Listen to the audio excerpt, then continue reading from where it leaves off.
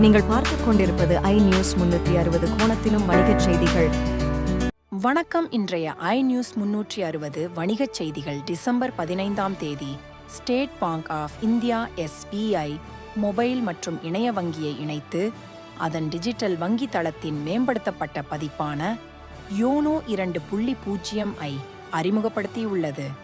யோனோவின் ஆரம்ப வெளியீட்டிற்கு 8 ஆண்டுகளுக்குப் பிறகு 50 கோடிக்கும் அதிகமான வாடிக்கையாளர் தளத்திற்கு டிஜிட்டல் அணுகலை மேம்படுத்துவதே இந்த புதுப்பிப்பின் நோக்கமாகும் என்று வங்கி இன்று தெரிவித்துள்ளது.